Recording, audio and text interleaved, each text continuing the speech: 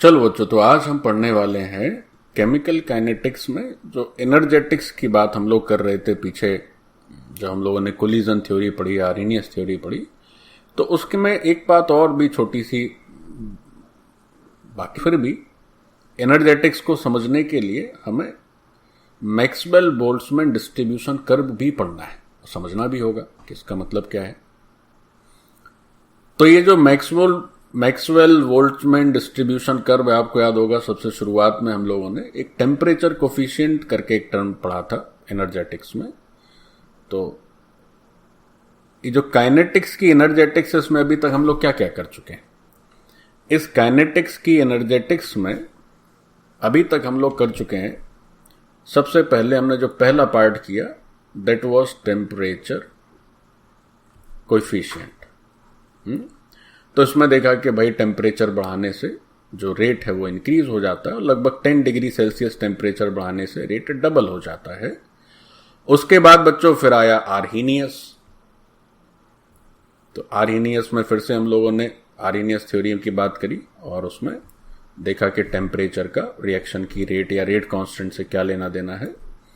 फिर उसके बाद आया कोलिजन थ्योरी, जो आर्हेनियस की थ्योरी से थोड़ा सा ज्यादा स्मार्ट थी। तो उसमें भी हमने देखा कि कैसे कैसे टेम्परेचर से क्या फर्क पड़ता है। और जो सबसे स्मार्ट थ्योरी थी that was transition state theory. But transition state theory में उतनी ज्यादा चर्चा हम लोगों ने की नहीं, बस थोड़ा सा समझे कि प्री एक्सपोनेंशियल फैक्टर जो है वो यहां पर क्या लिखा जाता है। और ये भी बात समझी थी कि जो ट्रांजिशन स्टेट थ्योरी है उसने जो स्ट्रक्चरल डिस्क्रिपेंसीज थी और जो केवल गैसियस स्टेट के लिए ही कोलिजन थ्योरी मेनली एप्लीकेबल है, उन सब परेशानियों को इसने दूर करने का प्रयास किया। तो ये थी अपनी ट्रांजिशन स्टेट थ्योरी। अब इन सब थ्योरीज को समझ गए, अब थोड़ा माइंडसेट थोड़ा क्लियर होगा कि नहीं भाई, टेम्परेचर का भी बड़ा रोल है रिएक्शन की रेट में। तो अब उसका एक और स्टैटिस्टिकल एस्पेक्ट क्या है वो हम पढ़ेंगे इस मैक्सवेल बोल्ट्जमैन डिस्ट्रीब्यूशन कर्व में। तो देखो, चलो शुरुआत किया जाए। देखें बच्चों, तो ये जो मैक्सवेल बोल्ट्जमैन डिस्ट्रीब्यूशन कर्व है, ये दो साइंटिस्ट हुए, दो साइंटिस्ट हुए। फर्स्ट वाज बोल्ट्जमैन, तो इनका पूरा नाम हो गया लुडविग बोल्ट्जमैन। और जो दूसरे सर्जन थे Maxwell, James Clark Maxwell.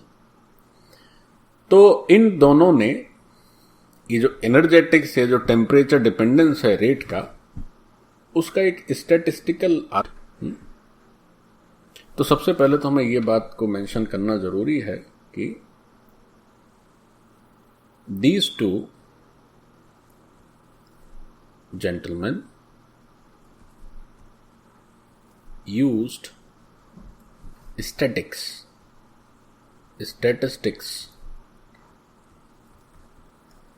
Statistics को हिंदी में बोलते हैं बच्चों सांख्यिकी।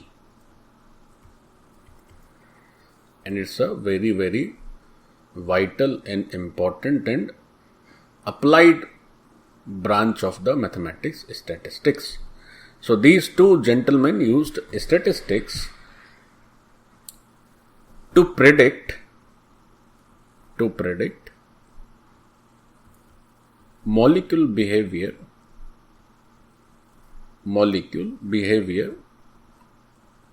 या molecular behavior as temperature changes.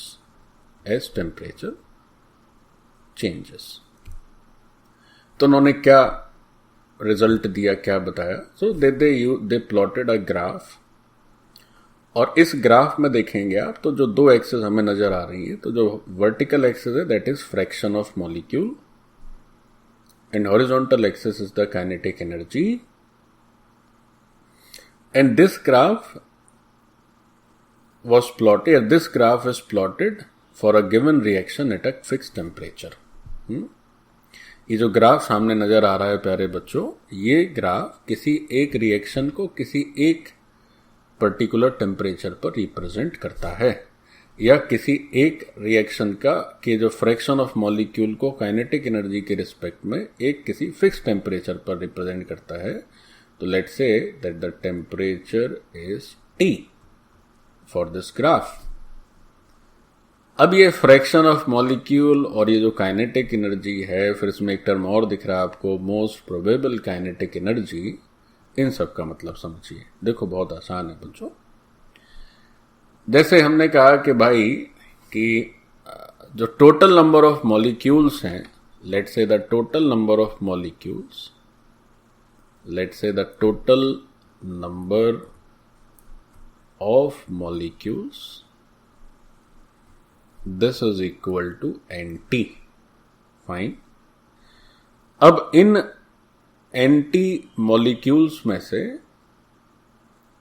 ऐसे मॉलिक्यूल जिनकी काइनेटिक एनर्जी से कैपिटल E है, so they are Ne। So molecules with kinetic energy E, molecules with kinetic energy E, let's say number of such molecules is Ne। तो अगर आपसे ये पूछा जाए कि ऐसे मॉलिक्यूल्स का फ्रैक्शन बताइए जिनकी काइनेटिक एनर्जी E है, तो आप कैसे बताएंगे? अगर पूछा गया कि fraction of molecule, fraction of molecules with kinetic energy E, with kinetic energy E, तो फ्रैक्शन का मतलब हुआ कि अपने काम के जो मॉलिक्यूल हैं divided by the total number of molecule, यही फ्रैक्शन होता है। तो ये जो फ्रैक्शन है, यही फ्रैक्शन है अपना यहां जो आप y एक्सिस देख रहे हैं, this y-axis. So this Ne by Nt is being represented here as vertical axis or you can say y-axis. ठीक है, चलिए।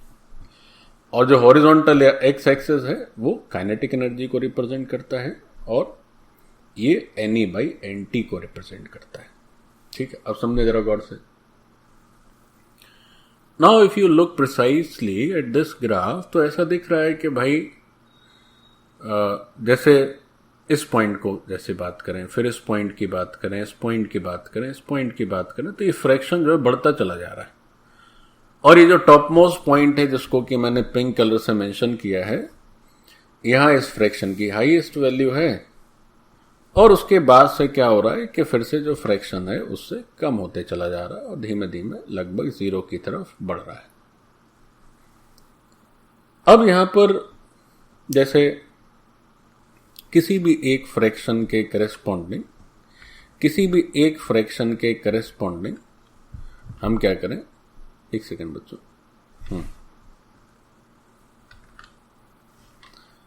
किसी भी एक फ्रैक्शन के करेस्पॉन्डिंग अगर देखें, मान लीजिए इस फ्रैक्शन के करेस्पॉन्डिंग अगर देखा जाए तो जो काइनेटिक एनर्जी है, let's say this kinetic energy is E1 and this for corresponding to this kinetic energy the fraction of molecule is this much, the fraction of molecule is this much।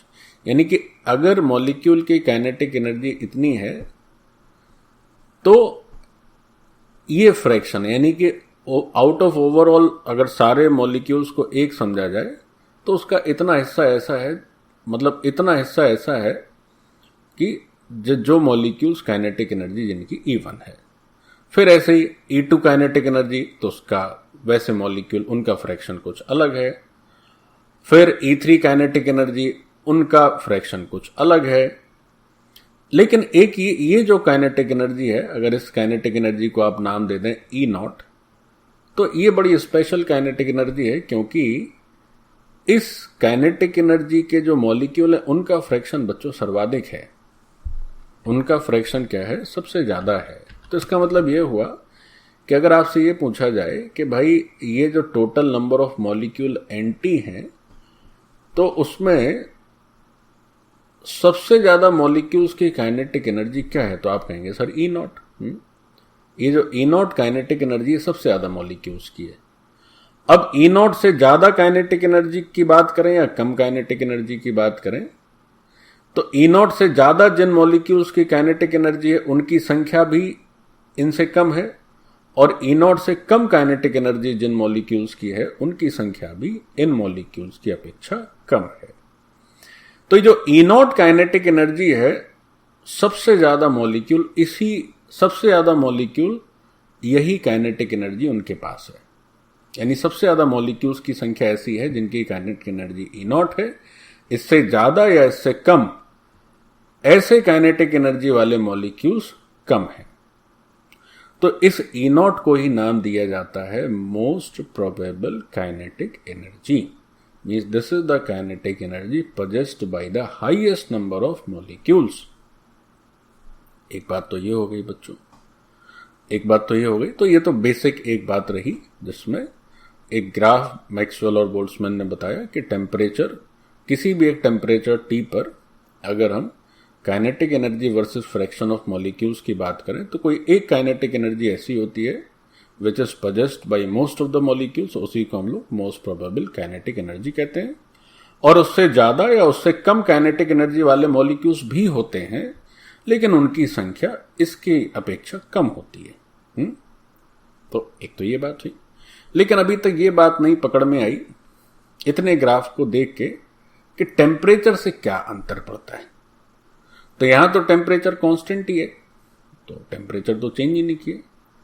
ये तो किसी एक reaction mixture की बात चल रही है और वो एक फिक्स टेम्परेचर पर है, तो उसके लिए ग्राफ है। अब आगे देखेंगे कि टेम्परेचर को चेंज करने से क्या होगा। टेम्परेचर को चेंज करने से क्या होगा, उससे पहले आप चाहें तो एक बात ऐड कर सकते हैं कि ये जो मोस्ट प्रोबेबल काइनेटिक एनर्जी है, इसका मतलब क्या है। तो उसको वर्ड्स में भी हम लोग लिख लें तो बेहतर रहेगा कि this is energy possessed by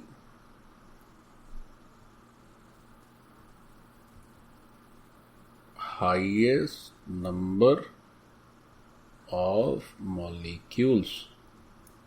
ठीक है, ये हो गई अपनी मोस्ट प्रोबेबल काइनेटिक एनर्जी। अब इसमें एक मन में बात शायद और आए, वो ये हो सकता है कि सर जरा आप अगर गौर से देखें तो आप ये समझ पाएंगे कि जैसे ये फ्रैक्शन है मान लीजिए, तो इसके करस्पॉन्डिंग एनर्जी E1 है। लेकिन सर अगर आप इसको थोड़ा सा और आगे एक्सटेंड कर दें तो एनर्जी तो थोड़ी चेंज हो जा रही है, देखिए, और फ्रैक्शन तो सेम रहा। ये भी E1 है, ये तो E2 होगा नेचुरली। तो इसका बस सिंपल सा इतना मतलब है, इसमें चिंता करने की बात नहीं है। इसका मतलब ये है कि E1 जिन मॉलिक्यूल्स की काइनेटिक एनर्जी है और E2 जिन मॉलिक्यूल्स की काइनेटिक एनर्जी है, उनकी संख्या बराबर है। बस इतनी सी बात। मतलब ये हुआ कि ऐसी दो एनर्जीज हैं E1 और E2, ऐसे दो एनर्जी वाले मॉलिक्यूल्स हैं E1 और E2 एनर्जी, जिनकी संख्या उस रिएक्शन मिक्सचर में एक जैसी। बस इतनी सी बात है। लेकिन E0 एनर्जी वाले मॉलिक्यूल जो हैं वो सबसे ज्यादा हैं, उससे ज्यादा एनर्जी है, उससे कम एनर्जी, उनकी संख्या कम है। और हर बार ऐसा दिख रहा है कि कोई एनर्जी अगर E0 से कम है, उस एनर्जी पर जितने मॉलिक्यूल हैं उतने ही मॉलिक्यूल एक और एनर्जी E2 पर भी हैं करस्पॉन्डिंग। इस ग्राफ से हमें ये भी समझ में आता है। तो इसमें कोई चिंता की बात नहीं है कि E1 एनर्जी वाले मॉलिक्यूल्स और E2 एनर्जी वाले मॉलिक्यूल्स की संख्या एकदम सेम है। बस इतनी सी बात है। अब ये जो फोटो देख रहा है बच्चों सामने, ये थोड़ा ज्यादा यही काम का दरअसल है। वो तो बस इंट्रोडक्शन था। मैक्सवेल बोल्ट्जमैन डिस्ट्रीब्यूशन कर्व जो है, जो टेम्परेचर डिपेंडेंस है, उसको कैसे समझा उन्होंने, वो देखिए जरा गौर से। तो if you look at this graph, तो इस ग्राफ में ये जो ऊपर वाला ग्राफ है ये एक टेम्परेचर T पर बना हुआ है, और जो दूसरा वाला ग्राफ है ये टेम्परेचर T+10 पर बना हुआ है। ठीक, तो इस दूसरे वाले ग्राफ का हम क्या करते हैं, थोड़ा सा कलर चेंज कर देते हैं so that it may be differentiating from the first graph. Okay, ठीक। तो ये जो पिंक ग्राफ है ये है अपना T+10 का ग्राफ, और जो ब्लू ग्राफ ऑलरेडी प्लॉटेड था वो टी पर ग्राफ है। ठीक, ओके, तो पिंक ग्राफ को नाम दे दिए 2 और इस ब्लू ग्राफ को नाम दे देते हैं हम लोग 1, दिस इज 1, या इस ब्लैक ग्राफ को नाम दे देते हैं 1। ठीक, ओके, तो समझे बच्चों, ये जो पहला ग्राफ है वो किस बात को रिप्रेजेंट कर रहा है? वो बात को रिप्रेजेंट कर रहा है कि जो रिएक्शन मिक्सचर है,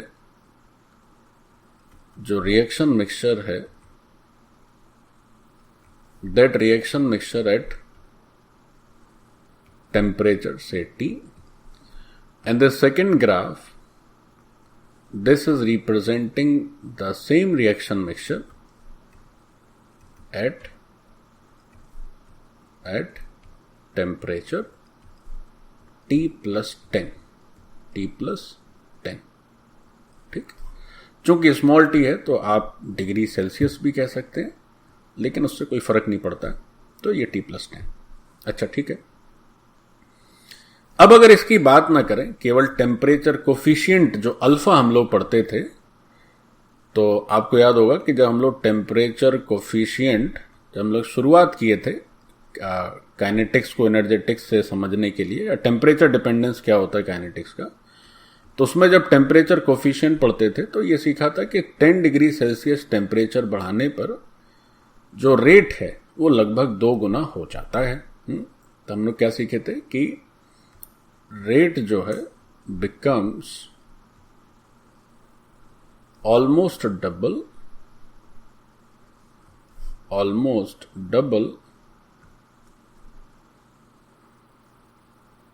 एट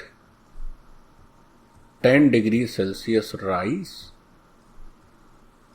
इन टेम्परेचर।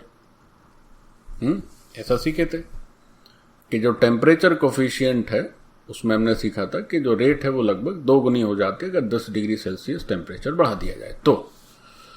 तो अगर हम इस पहले और दूसरे ग्राफ को देखें तो दूसरे ग्राफ में तो टेम्परेचर 10 डिग्री सेल्सियस बढ़ा ही दिया गया है, तो इसका मतलब इसे डबल रेट को रिप्रेजेंट करना चाहिए। अब मैक्सवेल बोल्ट्जमैन ने इसको स्टैटिक्स या कर्व के माध्यम से कैसे दिखाया है वो समझिए। देखिए, तो ये जो पहला कर्व है वो तो कर्व है जब रिएक्शन मिक्सचर था टेम्परेचर T पर, जो कि ब्लू कर्व है, और ये जो पिंक कर्व है उसमें उन्होंने क्या किया, टेम्परेचर बढ़ा दिया। तो टेम्परेचर बढ़ाने से क्या हुआ ये कि इस कर्व की हाइट रिड्यूस हो गई,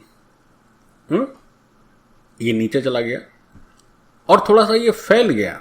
जैसे ये कर्व थोड़ा सा स्क्यू है, थोड़ा सा पिचका हुआ है, और ये कर्व क्या हुआ, थोड़ा सा फैल गया, इस हॉरिजॉन्टल डायरेक्शन में थोड़ा सा ये स्पैन इसका फैल गया, और ये क्या था, एकदम ये गुंबद की तरह था, और ये जो है थोड़ा सा फैल गया नीचे वाला। तो उसका रीजन समझिए क्या है। देखिए, होता क्या है कि जैसे आप टेम्परेचर बढ़ाते हैं तो काइनेटिक एनर्जी बढ़ती है। टेम्परेचर बढ़ाने से हमने सीखा है कि काइनेटिक एनर्जी को बढ़ना होगा तभी। अच्छा, तो ये बात तो ठीक समझ में आ गई, काइनेटिक एनर्जी को बढ़ना होगा। तो पहले क्या था, जब टेम्परेचर T था तो मान लेते हैं, चलिए ये जो पॉइंट है प्यारे बच्चों, ये पॉइंट है तुम्हारा मोस्ट प्रोबेबल काइनेटिक एनर्जी का पॉइंट, यानी कि इस काइनेटिक एनर्जी पर सर्वाधिक मॉलिक्यूल्स हैं, और फिर करेस्पॉन्डिंग हर काइनेटिक एनर्जी का फ्रैक्शन था। अब जैसे ही आप टेम्परेचर बढ़ाएंगे तो जो भी मॉलिक्यूल है उस हर मॉलिक्यूल की काइनेटिक एनर्जी बढ़नी चाहिए। तो हर मॉलिक्यूल की काइनेटिक एनर्जी बढ़ने का मतलब ये है कि ये जो ग्राफ है वो थोड़ा आगे तो जरूर शिफ्ट होगा, क्योंकि ये ग्राफ में मॉलिक्यूल्स की जो भी काइनेटिक एनर्जी है वो तो बढ़नी है। तो हर मॉलिक्यूल की काइनेटिक एनर्जी बढ़ाना, और काइनेटिक एनर्जी बढ़ाने के लिए आपको इस एक्सिस पर आगे आना होगा। तो ये ग्राफ तो आगे आएगा ही आएगा जैसे ही आप टेम्परेचर बढ़ाएंगे। कोई अगर टेम्परेचर कम कर दे तो ये थोड़ा पीछे चला जाएगा, और पीछे चला जाएगा, और इसका हाइट भी बढ़ जाएगा। तो ये बात तो समझ में आती है कि सर ठीक है, टेम्परेचर बढ़ाने पर काइनेटिक एनर्जी तो बढ़नी ही चाहिए, तो ग्राफ को तो आगे आना ही चाहिए, लेकिन सर ये फिर आपने ये जो इसकी हाइट क्यों कम कर दी, आपने? आप ऐसा कैसे कह सकते हैं कि यहां पर जो मोस्ट प्रोबेबल काइनेटिक एनर्जी होगी उसके करस्पॉन्डिंग जो फ्रैक्शन होगा वो इस टी वाले ग्राफ से कम होगा। भाई फ्रैक्शन आप कम कर रहे हैं तभी ना आप आगे बढ़ा रहे हैं। देखो उसका रीजन है बच्चों, रीजन क्या है? ये जो फ्रैक्शन ऑफ मॉलिक्यूल तुम देख रहे हो, ये जो फ्रैक्शन ऑफ मॉलिक्यूल की बात हो रही है, ये दरअसल रिप्रेजेंट करता है Ne डिवाइडेड बाई Nt को। तो ये एक तरह से एक प्रोबेबिलिटी है। ये क्या है? प्रोबेबिलिटी को रिप्रेजेंट करता है कि total number of favourable events divided by total number of events, मतलब अपने काम के मॉलिक्यूल नीचे टोटल मॉलिक्यूल। तो यहां पर क्या है कि अलग अलग काइनेटिक एनर्जी के लिए अलग अलग फ्रैक्शन ऑफ मॉलिक्यूल्स हैं। तो अगर आप इन सारे फ्रैक्शंस को ऐड करें तो आपका जो आंसर आएगा वो 1 आएगा। जैसे हम कहें कि भाई Ne1, मान लीजिए कोई एनर्जी E1 है तो उसका फ्रैक्शन क्या होगा? तो आप कहेंगे sir Ne1 divided by Nt। ठीक है भाई, Ne1 मैंने बगल में लिख दिया, थोड़ा सा अप्रोप्रिएट नहीं रहा ये। जैसे हुआ कि भाई कुछ मॉलिक्यूल हैं जिनकी एनर्जी E1 है तो उनका फ्रैक्शन तो आप ऐसे लिखेंगे, जिनकी एनर्जी E2 है उनका फ्रैक्शन तो आप ऐसे लिखेंगे। ऐसे करते करते आप सबको ऐड कर दीजिए तो all fraction will sum up to 1। तो बच्चों क्या है कि ये जो प्रोबेबिलिटी है इन सब का समेशन तो 1 ही आना चाहिए, तो कांस्टेंट रहता है, ये तो कांस्टेंट ही रहता है। अच्छा, तो अगर आप इस ग्राफ का एरिया देखें तो ये एरिया जो है हमें दिखाता है टोटल प्रोबेबिलिटी को। जो ग्राफ का एरिया है यही एरिया हमें दिखाता है टोटल फ्रैक्शन को। तो जो टोटल फ्रैक्शन है या जो सम ऑफ ऑल फ्रैक्शन है ऐसे कह लें, या जो 1 है या प्रोबेबिलिटीज का जो समेशन है, जो सम ऑफ फ्रैक्शन है विच इज इक्वल टू 1, वो है represented by area of graph. तो बच्चों वो जो एरिया है वो तो स्वाभाविक सी बात है कि वो तो कांस्टेंट रहेगा ना। तो अगर आप उसको हॉरिजॉन्टली मोटा कर दे रहे हैं, बढ़ा दे रहे हैं, तो आपको उसको हाइट को कम करना होगा। अगर आप इस डायरेक्शन में उसको फैला दे रहे हैं और हाइट उतनी रखेंगे तो एरिया बढ़ जाएगा। तो एक से ज्यादा समेशन नहीं हो सकता है ना, समेशन की तो वैल्यू एक ही रहेगी। तो चूंकि इन सारे फ्रैक्शंस का समेशन जो है 1 है, इसलिए आपको एरिया तो क्या करना पड़ेगा? कांस्टेंट रखना पड़ेगा। अब चूंकि एरिया को आप कांस्टेंट रख रहे हैं तो आपको हाइट कम करनी पड़ेगी। हाइट कम करनी पड़ेगी। तो पहली बात तो इस फिगर का एक्चुअल डिस्क्रिप्शन क्या है कि ये आगे क्यों गया? क्योंकि आपने टेम्परेचर बढ़ाया तो हर एक मॉलिक्यूल की काइनेटिक एनर्जी आगे चली गई। यहां देखो जो इतना नीचे था वो भी थोड़ा सा आगे शिफ्ट हो गया। दूसरा सवाल ये मन में आएगा कि ये नीचे क्यों गया? क्योंकि आपको ओवरऑल फ्रैक्शंस का समेशन 1 रखना है, प्रोबेबिलिटी का समेशन 1 रखना है। तो और ये जो ओवरऑल फ्रैक्शन है उसके एरिया से रिप्रेजेंट हो गया। तो एरिया चूंकि कांस्टेंट करना था इसलिए आप इसको नीचे लाए। ठीक, नाउ वन मोर थिंग। अब ये तो बेसिक बात निपट गई। अब थोड़ा इस हिस्से की बात करते हैं प्यारे बच्चों। ये थोड़ा सा ज्यादा काम का है। Now let's look upon this part of the graph. इस पार्ट को देखें। इस पार्ट में आप देख पा रहे हैं कि कुछ हिस्सा एकदम डार्क करके रखा हुआ है और कुछ हिस्सा थोड़ा सा लाइट है, but still that is shaded. So this kinetic energy is actually the activation energy EA. This kinetic energy is activation energy, that is EA या energy of activation.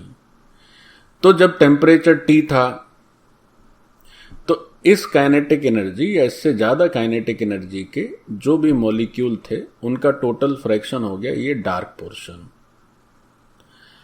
और जब टेम्परेचर T+10 हो गया तो आपने देखा कि इस एनर्जी ऑफ एक्टिवेशन एनर्जी वाला जो फ्रैक्शन था वो थोड़ा बढ़ गया। नेचुरली होना ही चाहिए कि जैसे आप टेम्परेचर बढ़ाते हैं तो सबकी एनर्जी बढ़ेगी। तो पहले जितने लोग गरीबी रेखा से नीचे थे, अब उसमें से कुछ लोग गरीबी रेखा से ऊपर आ गए।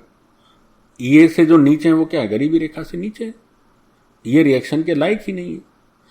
अब टेम्परेचर बढ़ा दिया तो उनका जीवन स्तर सुधर गया, तो वो भी इस रेखा से ऊपर आ गए। तो नेचुरली पहले जो फ्रैक्शन टोटल था, जो लोग एक्चुअल रिएक्शन में पार्टिसिपेट कर सकते थे, जिनका एनर्जी ऑफ एक्टिवेशन या उससे अधिक था, अब टेम्परेचर एनहेंस करने पर नेचुरली वो फ्रैक्शन बढ़ना है, उसमें मॉलिक्यूल्स कुछ और ऐड हो जाएंगे जिनकी एनर्जी एक्टिवेशन एनर्जी से ज्यादा है।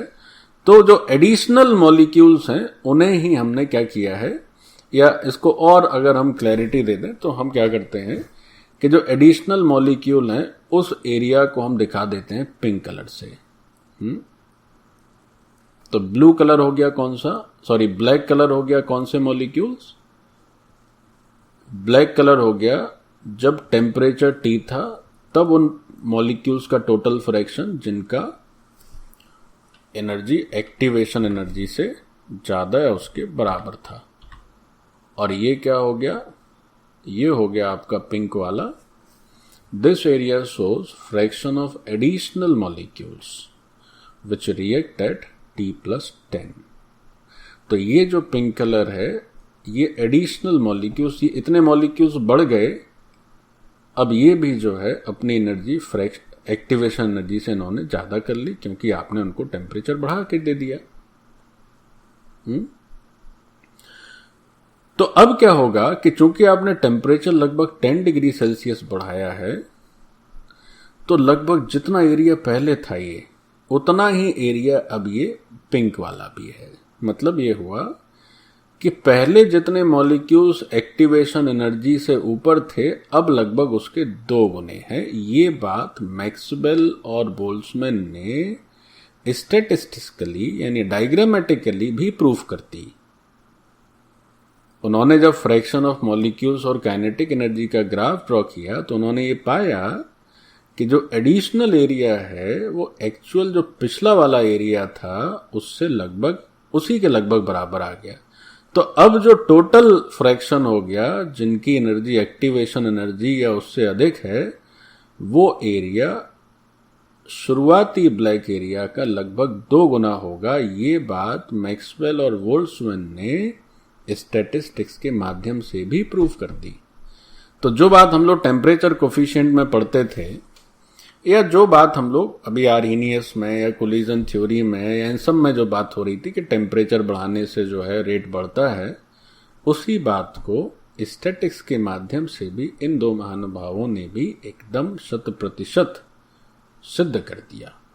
यही है मैक्सवेल बोल्ट्जमैन डिस्ट्रीब्यूशन कर्व। तो इसमें आप देखें कि as the temperature is raised, तो ये जो इनका डिस्ट्रीब्यूशन कर्व है इसमें 2 चेंज दिख रहे हैं। अगर पहले चेंज की बात करें तो एक चेंज तो ये है कि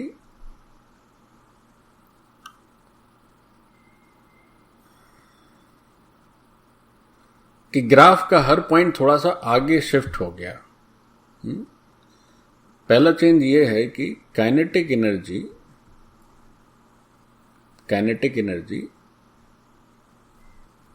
ऑफ ईच मॉलिक्यूल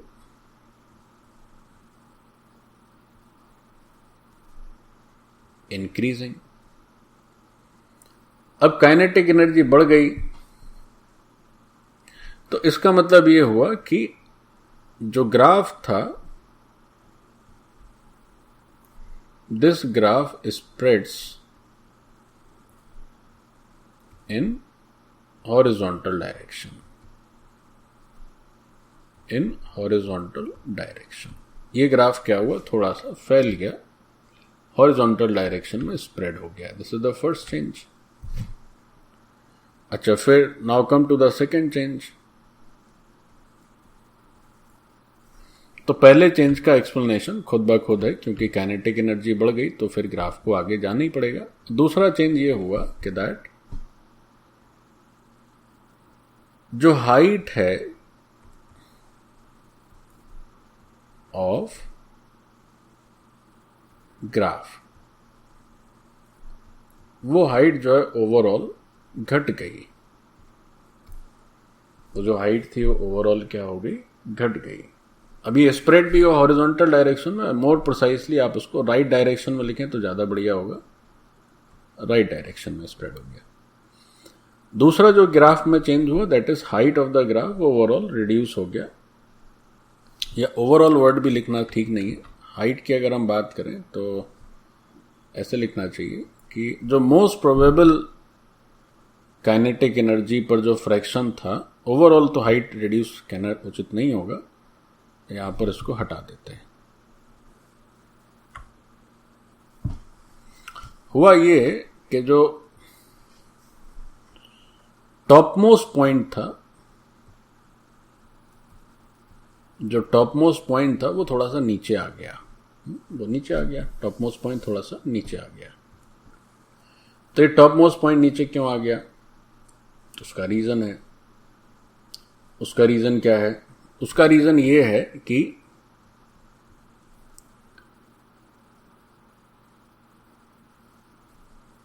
जो टोटल प्रोबेबिलिटी है, जो टोटल प्रोबेबिलिटी है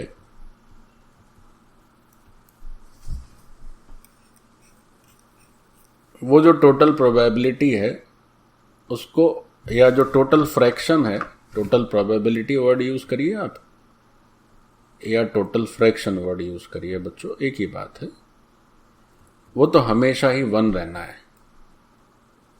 वो तो हमेशा ही 1 रहना है। और ये जो टोटल प्रोबेबिलिटी है, जो टोटल फ्रैक्शन है, this is the total area,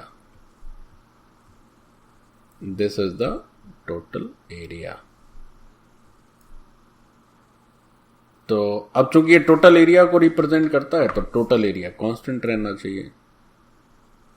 अब टोटल एरिया कांस्टेंट रहना है तो आपने टॉप मोस्ट पॉइंट थोड़ा सा घटाया तो उसको आगे फैला दिया, या आगे फैल गया तो आपको घटाना ही होगा, उसकी हाइट को कम करना होगा।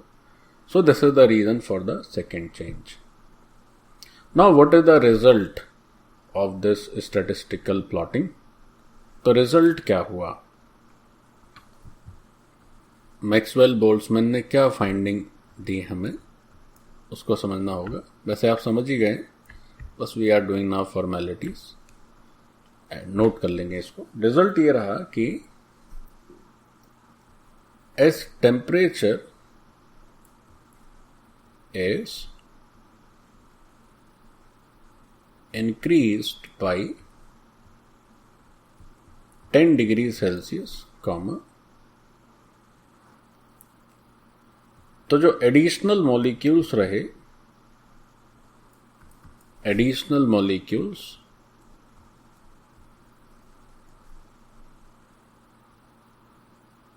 which got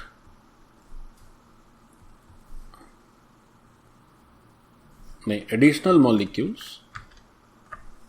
which have kinetic energy greater than equal to activation energy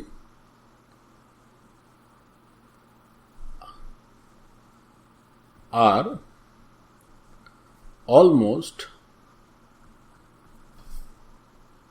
similar या same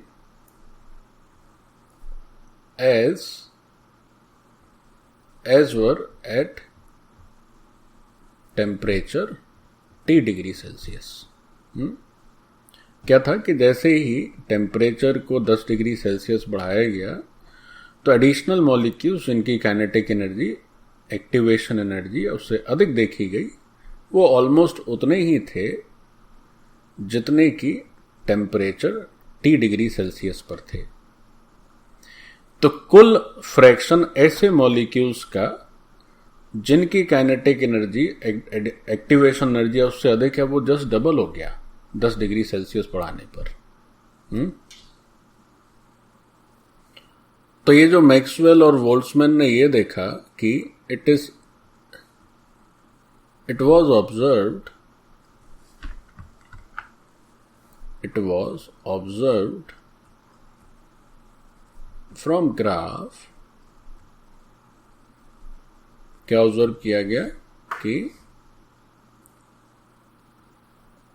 total area total area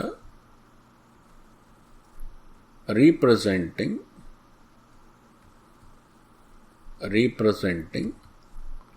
molecules या fraction of molecules, precisely representing fraction या फ्रैक्शन नहीं लिखते क्योंकि एरिया है तो टोटल मॉलिक्यूल को रिप्रेजेंट कर रहा है. Total area representing molecules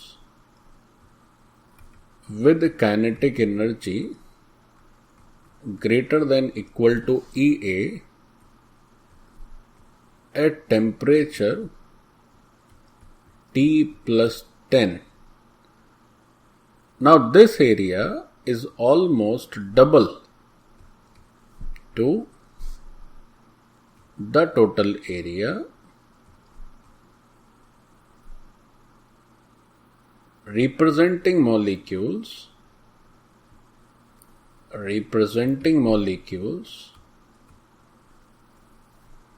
with kinetic energy greater than equal to EA at temperature T. प्यारे बच्चों, तो this was the main finding of this statistical hard work that was done by these two gentlemen. ठीक, क्या उन्होंने बताया? उन्होंने ये बताया कि T+10 पर हम जो एरिया देखते हैं उन मॉलिक्यूल्स जो रिप्रेजेंट करता है ऐसे मॉलिक्यूल को जिनकी काइनेटिक एनर्जी, एक्टिवेशन एनर्जी उससे अधिक है, वो एरिया टेम्परेचर T पर ऐसे मॉलिक्यूल्स के एरिया का ठीक डबल हो जाता है, लगभग डबल हो जाता है.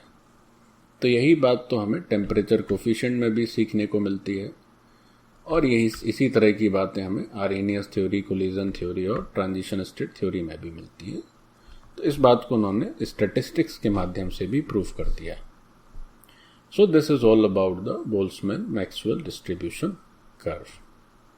सो थैंक यू प्यारे बच्चों.